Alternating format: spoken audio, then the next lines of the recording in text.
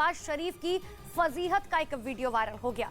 दरअसल पाकिस्तान और रूस दोनों एससीओ का हिस्सा हैं और इसीलिए एससीओ समिट में शामिल होने पुतिन और शहबाज समरकंद पहुंचे, जहां दोनों की अलग से एक मुलाकात हुई, जिसका वीडियो भी वायरल हो रहा है, जिसकी वजह से शहबाज शरीफ की खूब फजीहत हो रही है, क्योंकि पुतिन से बातचीत के दौरान शहबाज शरीफ का ईयरपीस बार बार गिर रहा था। दरअसल वो ट्रांसलेटर, वो उपकरण जिसमें ट्रांसलेट किया जाता है, उसका ईयरपीस बार बार गिर रहा था और जिसके बाद शहबाज ने किसी से मदद मांगी, उन्हें मदद भी मिली, लेकिन जैसे ही पुतिन ने दोबारा बोलना शुरू किया, उनका ईयरपीस फिर से गिर गया।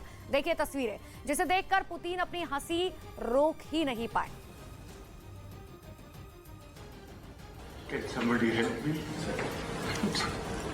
Сэр, идет перевод? Все нормально?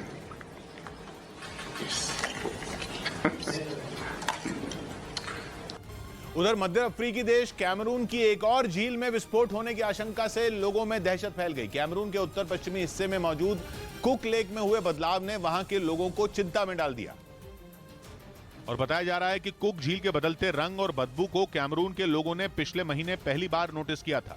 वो तारीख थी 29 अगस्त, जब लोगों को कुक झील का पानी गहरे लाल रंग का दिखाई दिया था और उन्हें झील से अजीब सी दुर्गंध उठती भी महसूस हुई थी। झील के बदले रंग को देखकर लोगों में दहशत फैल गई और उन्हें कुक झील में विस्फोट होने का खतरा महसूस होने लगा। ऐसे में 36 साल पहले की एक घटना फिर जिंदा उठी, जो कि कुक झील से 10 किलोमीटर दूर न्योस झील में घटी थी। 21 अगस्त 1986 को न्योस झील से कई घातक गैस निकली थी, जिनमें कार्बन डाइऑक्साइड की मात्रा सबसे ज्यादा थी। इन गैसों के निकलने से 1,500 से ज्यादा लोगों की दम घुटने से मौत हो गई थी। करीब 8,000 जानवर भी झील से जानलेवा गैसों के निकलने से अपनी जान गंवा बैठे थे।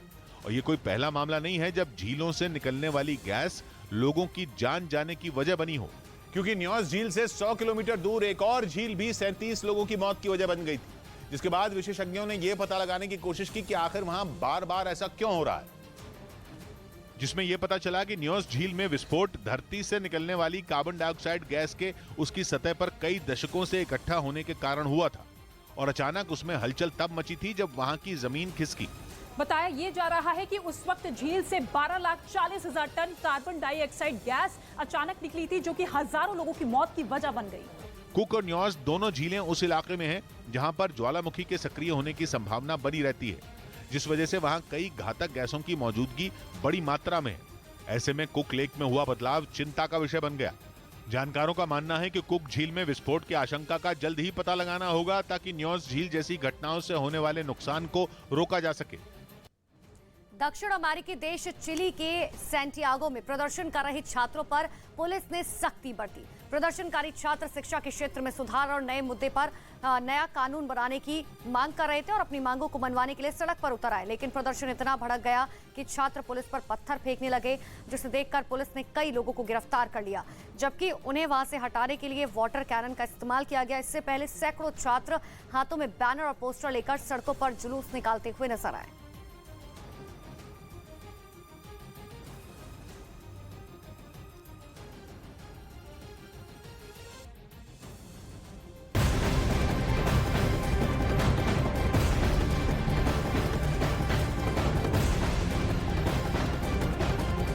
और इसी बीच बड़ी खबर आपको बता रहे हैं, नामीबिया से ग्वालियर पहुंचेंगे चीता। पहले जयपुर में लैंडिंग होनी थी, लेकिन अब जो जानकारी है कि 17 सितंबर को चीते जो हैं वो पहले ग्वालियर पहुंचेंगे।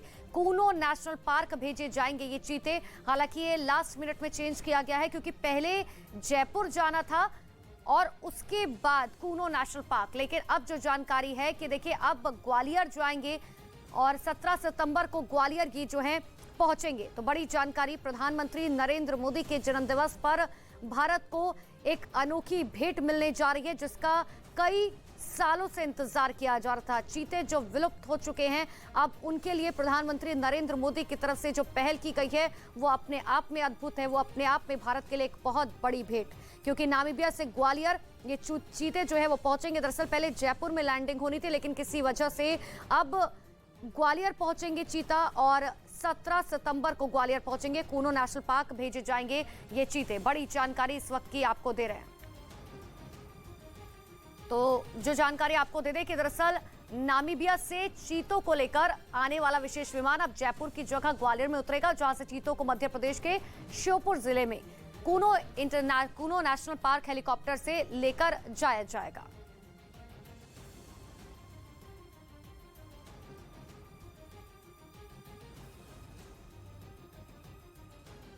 मध्य प्रदेश में लगातार हो रही बारिश से लोगों का जीना मुहाल हो गया। वहां पिछले 24 घंटे से राज्य के अलग अलग हिस्सों में हो रही मूसलाधार बारिश से नदियों का जलस्तर बढ़ गया, जिसकी वजह से भोपाल के एक इलाके में 2 लोगों की जान जाते जाते बची। सामने आए वीडियो में एक आदमी मोटरसाइकिल पर बैठकर पुल पार करने की कोशिश करता नजर आया, जबकि दूसरा उस मोटरसाइकिल को पीछे से पकड़कर पानी के तेज बहाव से बचाता दिखा। लेकिन उफान के आगे मोटरसाइकिल का बैलेंस बिगड़ गया और वो दोनों मोटरसाइकिल समेत बहकर नदी के किनारे जा पहुंचे और देखते ही देखते मोटरसाइकिल पर बैठा आदमी नदी में डूब गया, जबकि कुछ देर बाद दूसरा आदमी भी उस सैलाब में जा गिरा। हालांकि दोनों को तैरना आता था, जिसकी वजह से उनकी जान बच गई, लेकिन मोटरसाइकिल उस सैलाब में बह गई। वहीं उस इलाके से इसी तरह की घटना का एक और वीडियो भी सामने आया, जिसमें एक आदमी पानी के तेज बहाव के बीच मोटरसाइकिल से सड़क पार करता दिखाई दिया, लेकिन वो इसमें कामयाब नहीं हो पाया। वहां पानी इतनी तेजी से बह रहा था कि मोटरसाइकिल का बैलेंस बिगड़ गया और वो सड़क के दूसरी तरफ जाने लगी। हालांकि वो आदमी उसे खींचकर पुल के दूसरी तरफ लाना चाहता था, लेकिन जब वो उसे नहीं खींच पाया तो उसने मोटरसाइकिल छोड़ दी। इसके बाद मोटरसाइकिल नदी में जा गिरी।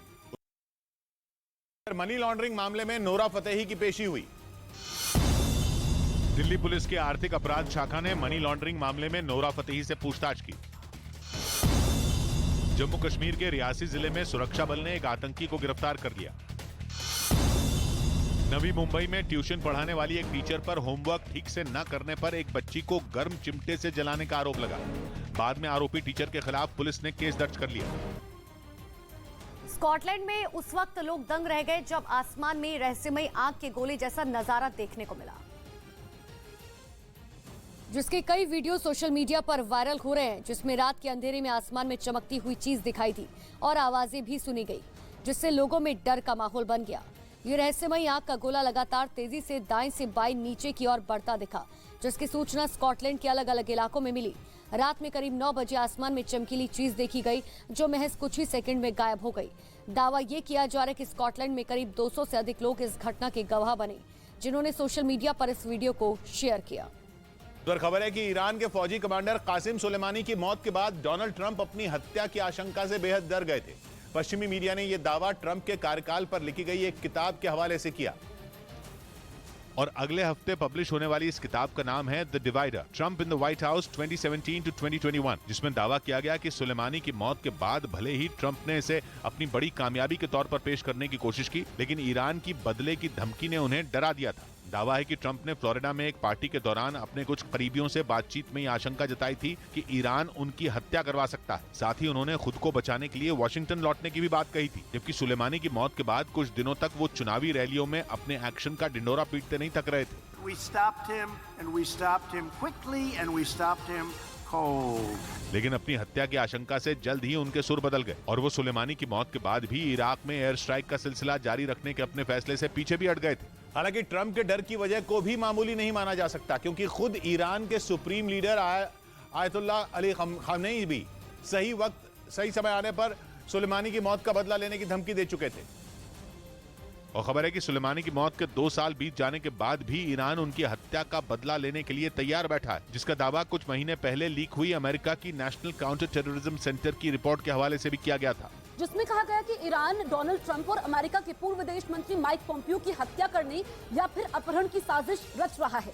असल में 2020 की शुरुआत में इराक में अमेरिकी दूतावास पर हमले के लिए ट्रंप ने ईरान को जिम्मेदार ठहराया था और उसे अंजाम भुगतने की चेतावनी दी थी। इसी के तहत उन्होंने अमेरिकी सेना को बगदाद में एयर स्ट्राइक का आदेश भी दिया था, जिसमें ईरान के फौजी कमांडर सुलेमानी की मौत हो गई थी।